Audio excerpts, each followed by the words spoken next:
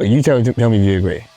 But more important than us locking in as the five of us, like musically, is like locking in with the crowd. Yeah.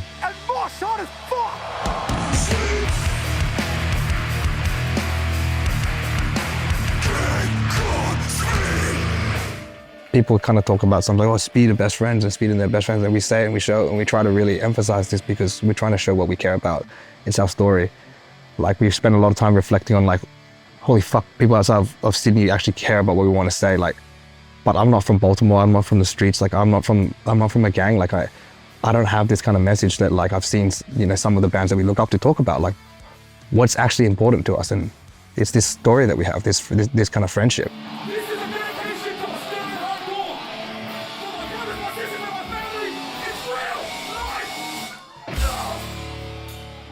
Other than our like personal relationships with our partners and whatever, it's the greatest triumph of my whole life. It's like, I think because we framed the hardcore when we were 12, 13, it gave us a very, very important vehicle to feel like we were doing something meaningful. And when you're invested in something with so much passion with your friends, you know, there's a high level of emotion, which can provide a high amount of conflict and tension to arise. But when you get into it that young and you're able to work through these things over many, many, many years of disagreements and falling outs and fuck ups, but come back from that, I think that's really what proves like real friendship, when you go through life together. And I'm literally like playing in a band with my brother. Like our parents are so fucking proud of us. Like, and we're doing this full time. That's the best thing I could ever ask for. You know what I'm saying? Like, no matter what, like, I think that's what informs so much. It's like when we get down or we're going through hardship or shit's hard, it's like, this was always here first before the band. So like, we got to invest in that. And that's why we talk about it so much too. Cause like the friendship and all that kind of shit, without trying to like hop on it or whatever, like, or make it cheesy or anything, like it really is the most important thing. Yeah. Bring the love and go harder than the last. All My Angels is an EP that's dedicated to three of our friends who we lost, Alex, Tamid, and Ajay. But also talking about like this process of grief that we found ourselves in. Because when I envision, and I think when we envision like tragedy to strike, like you can imagine like all of the hurt that comes with that and all the setback and all the questions that come with that. Well, for at least me personally, like I have a very, very clear image of feeling beside myself at the news that we found, but also some weird way feeling more alive than ever.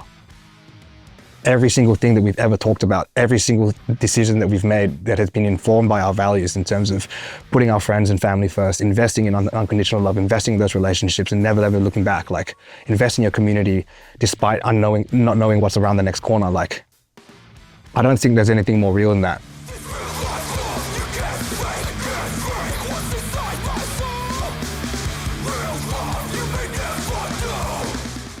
Yeah, hardcore is just this really special thing that motivates you to take ownership of your own narrative. You know, the central ethic of hardcore is DIY. If you want to start a band, the barrier to entry is very low. You can pick up a guitar, learn how to play a power chord. You don't have to spend a ton of money on lessons or anything. You can start a label out of your bedroom. You know what I mean? There's so many different ways that you can participate in it, and nobody can really stop you from making it what you want it to be. You go to a hardcore show when you're 13, 14 years old, and you see the band on the stage playing, and it like completely like shocks the system, because it's such a like a raw, like tangible kind of feeling that you get from it. And then 2 minutes later you go to take a piss and the singer's next to you, like at the urinal, you know what I mean? Like, I think the idea of like there being some kind of like hierarchy in an environment like that, just being shattered so early, is what drew us to this. If you're in here, you should feel welcome. You should feel included. You should feel like you can have a good fucking time and be exactly who you want to be. That's me. The main kind of takeaway from engaging in hardcore is that you feel like you're a part of a community and you're sharing an experience with a bunch of other people who are like-minded. I think that feeling isolated or feeling alone is the most dangerous thing for a person. And so I think that like through this music and through this band and our friendship with each other and with all of our friends and family, like it's given us a purpose, which I think is like, it forms our whole identity. It's a reason to like wake up in the morning, you know what I mean? Look at this shit!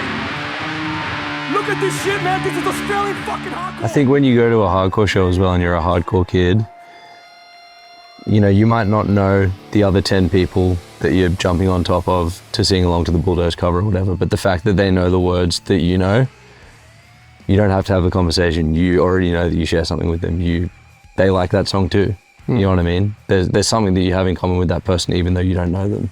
And I think that is a feeling that you can't really replicate any other way.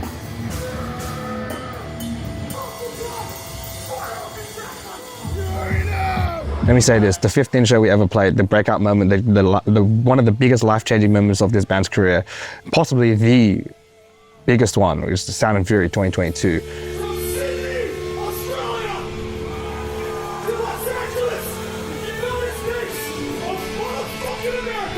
We fly to America for the very first time, first flight after COVID, land there, first time ever on American soil. We play in front of 5,000 people, everyone singing the words, beating the shit out of each other. That is locking in with the crowd, and that is a feeling that I cannot even describe. You're hallucinating. You're like, I don't know what I'm saying. I'm in that moment. I'm like, there's no change. There's no time to think. I'm just experiencing it, unleashing it, and all you're getting out right then is just passion. It's just the feeling, the passion, and it's such a symbiotic thing. Like, I can't say it now, and you can't even see it. Because you weren't there, you have to feel it, you know what I'm saying? And that's also just the whole beauty of the hardcore show. It is only experienced in real time, in the flesh. Yes. That's why live music's so important. Everybody,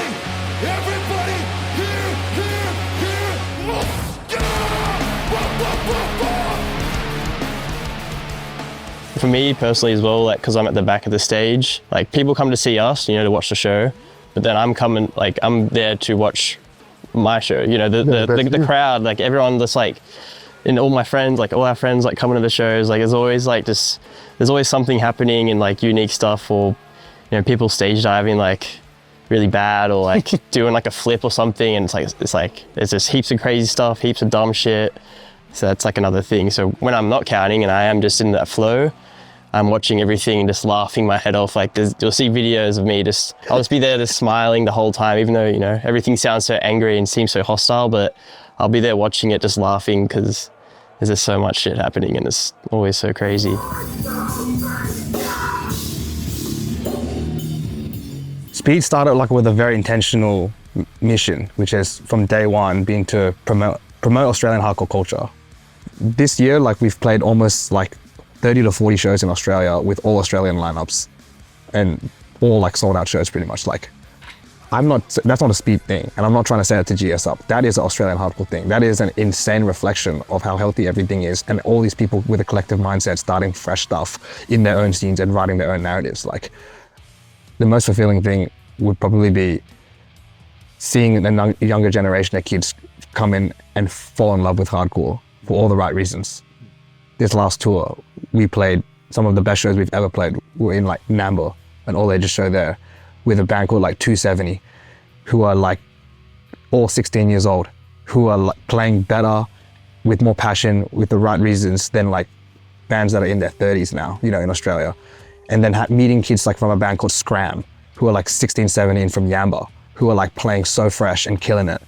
Seeing that, I think, is such a G up to us, because we are seeing the image of ourselves like half a life ago. And I'm realizing like some of these kids in 270 who are 16 now, they were like 10 or 11 when Speed started.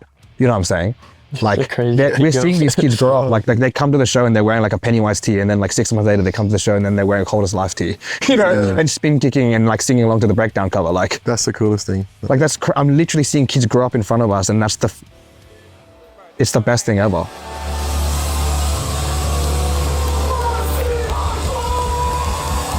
Just like for us when we were young, going into an environment like a hardcore show and seeing how accessible it was and how easy it is to participate was the thing that kind of inspired us to start bands, start putting on our own shows. And I think within our friendship group, like that really caught on fire very early. And the reason why we're still here today is because we had a space like that, you know what I mean? Like we couldn't play at the Manning Bar, we couldn't play at the Roundhouse, like the big shows that we would go to, but we could call the council and put a show on at the youth centre down the road from our house. And so we did that instead, you know what I mean? And because of that, we're still able to play this music now. If we weren't able to do that, I don't think we'd be having this conversation.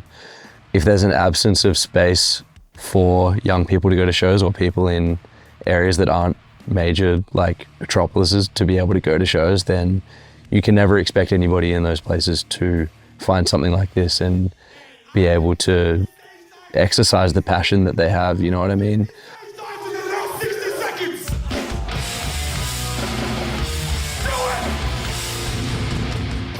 Candice, like our best friend who like is our booking agent at Beast Mode World and everything, and she's the biggest advocate for all ages shows, you know, and the barriers to actually setting up an all ages show in 2025 are way higher than they were in 2005.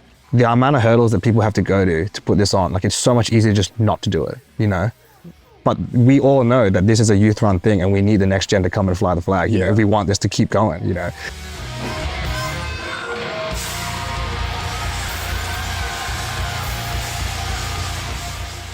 Get involved.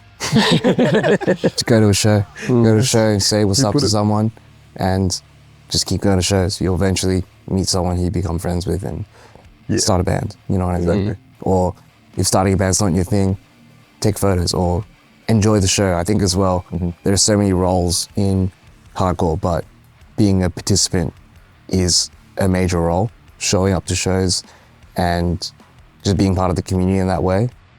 If anyone wants to learn anything about hardcore, go to shows. Don't try and watch any video of someone trying to tell you. Don't try and Google or ChatGPT some kind of bullshit. Go to shows, meet people, learn your community, be involved, and that's it. Like anyone's trying to tell you what else to do besides that about hardcore, then like get fucked. You know what I mean? Like, that's not what it is. That you have no idea.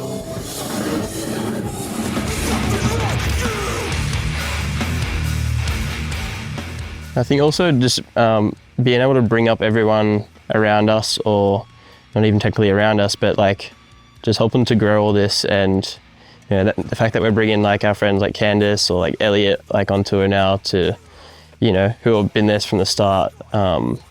It's just, I don't know the word to explain it, but it's a cyclical G up, bro. A what? They're G'ing us up, we're G'ing them up, and it's like this, it's like bouncing back. We're all G'ing each other up and we're all going, you know what I mean? Like we're very proud of the fact that our whole team is just our family and friends. It's always going to be that way.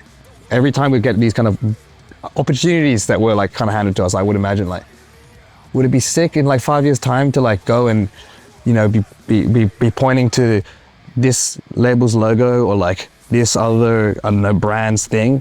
Or would it be way sicker to be like Last Ride Records and Flat Spot Records? Yeah. Oh yeah, that's the sickest thing ever.